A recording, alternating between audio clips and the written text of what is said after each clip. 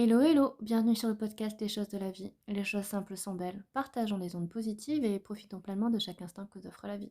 J'espère que mon contenu te plaira et je te dis à très vite.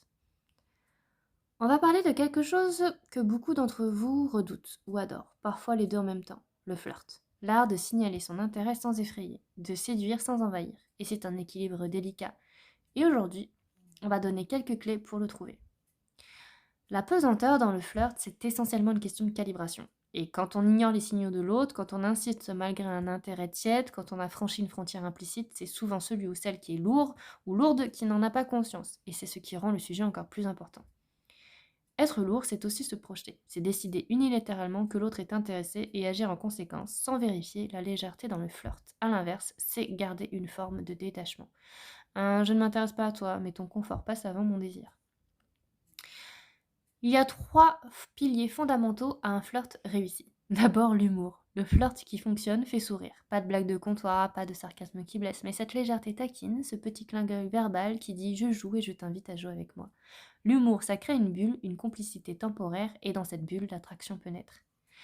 La curiosité sincère, on confond souvent flirt et compliment sur l'apparence physique, mais ce qui touche vraiment les gens, c'est quand on s'intéresse à qui ils sont, poser des questions intéressantes, rebondir sur ce qu'ils disent, se souvenir d'un détail, ça c'est puissant. Et dire, ça veut dire tu m'intéresses, toi, pas juste ton apparence.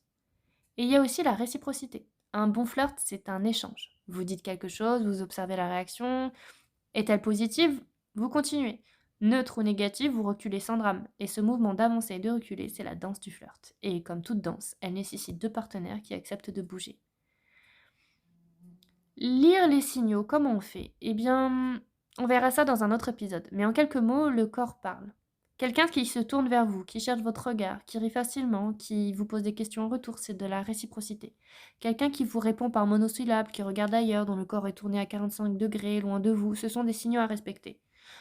Le flirt sain, c'est celui où les deux personnes ont le pouvoir de dire non, implicitement, explicitement. Pas de pression, pas de culpabilisation, pas de t'es nul d'être comme ça. L'authenticité avant tout. La grande erreur qu'on fait, c'est de jouer un personnage en flirtant, d'essayer d'être plus drôle qu'on ne l'est, plus cool, plus mystérieux. Et ça se sent, les gens captent l'artifice. Alors le flirt est le plus efficace. C'est vous, en version légèrement amplifiée, plus présent, plus à l'écoute, un peu plus joueur. Pas une performance, juste une présence. Alors si je devais résumer, flirter avec intention, l'intention de plaire, mais sans le besoin absolu de plaire. Soyez là, soyez vous, soyez attentif à l'autre et surtout amusez-vous. Le flirt, c'est censé être agréable pour les deux. Et si ça ne l'est pas, quelque chose ne va pas. J'espère que cet épisode vous a plu. Je vous dis à très vite pour un nouvel épisode et en attendant, prenez bien soin de vous.